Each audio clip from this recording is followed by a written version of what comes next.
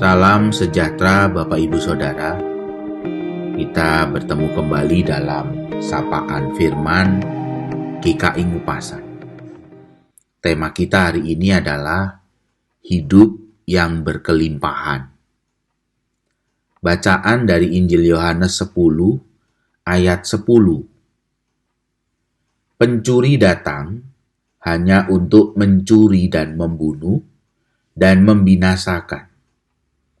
Aku datang supaya mereka mempunyai hidup dan mempunyainya dalam segala kelimpahan. Bapak Ibu Saudara sekalian yang dikasihi Tuhan, kata hidup dalam Injil Yohanes pasal 10 ayat 10 tentang hidup yang berkelimpahan sering disalah mengerti. Ungkapan ini seolah-olah mau mengatakan dalam pemahaman bahwa hidup ikut Yesus itu berkelimpahan harta. Kalau tidak berkelimpahan, maka ada sesuatu yang salah. Kalau tidak berkelimpahan, lalu orang dihakimi sebagai orang yang berdosa. Dengan mengatakan bahwa Injil Yohanes pasal 10 ayat 10 mengatakan Tuhan akan memberikan hidup yang berkelimpahan. Bapak Ibu Saudara sekalian, perlu kita lihat Injil Yohanes menggunakan kata zoe untuk kata hidup. Kata hidup dalam Alkitab ada 3 kata. Dalam bahasa Yunani, 3 kata hidup, yaitu kata bios, yang berarti hidup secara jasmani, kebutuhan-kebutuhan hidup dan kesenangan hidup. Lalu kata suke, yang menggambarkan tentang nyawa dari hidup. Dan yang terakhir adalah kata zoe. Kata zoe tidak menunjuk pada hidup dalam pengertian bios, tentang kebutuhan-kebutuhan hidup, tentang kesenangan di dalam kehidupan jasmani. Kata zoe menekankan 3 hal. Kata hidup yang dipakai oleh Injil Yohanes, kata zoe menekankan 3 hal.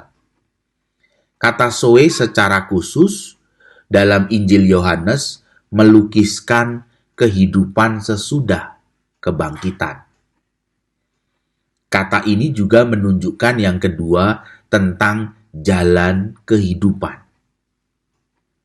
Dan yang ketiga, kata zoe menunjuk pada kehidupan jiwa atau rohani atau kekuatan hidup.